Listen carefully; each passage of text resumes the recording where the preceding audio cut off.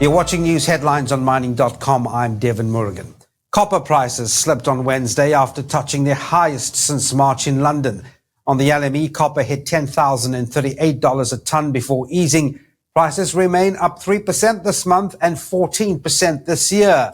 A weaker dollar and expectations for U.S. rate cuts have lifted the market, but fresh data from China showed factory activity plunging, stoking demand worries. Goldman Sachs warned conditions could soften in the second half of 2025. Still, higher import premiums, slower stockpiles, and smelter maintenance in China are tightening supply. Traders say this could support prices even as demand stays weak. The market is now caught between supply concerns and uncertainty over China's slowdown. Well, China's refined copper production is expected to fall in September, the first time for the month since 2016.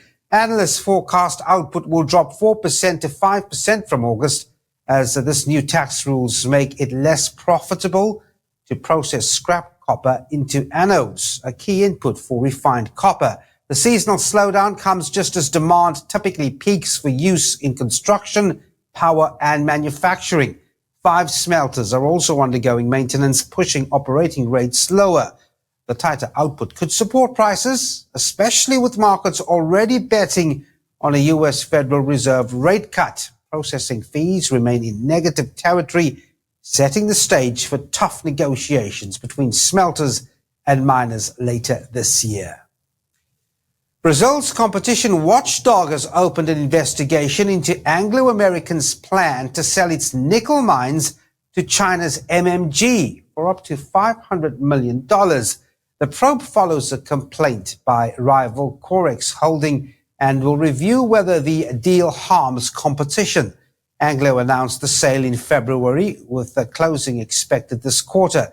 The scrutiny adds to pressure already building in the U.S., where steel industry groups argue the deal would boost China's control over critical nickel reserves. The nickel sale is part of Anglo's wider restructuring after spinning off its platinum arm earlier this year. But progress has been uneven. A $3.8 billion coal sale collapsed, and uncertainty still clouds its De Beers diamond units. Now, the World Gold Council is pushing to modernize gold trading. It has proposed pooled gold interests, digital shares that could represent part of a gold bar kept in an approved vault. The idea is to make trading gold easier and safer. Right now, investors must choose between two options: owning specific gold bars or holding unallocated gold, which is cheaper but riskier.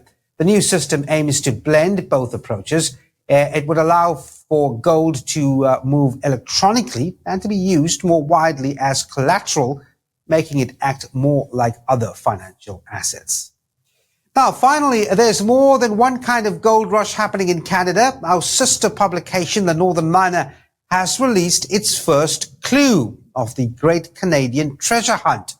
The hunt is a coast-to-coast challenge with more than $1 million in gold up for grabs. The campaign blends puzzles, riddles, and history to connect Canadians with the country's mining legacy. Here's the first clue.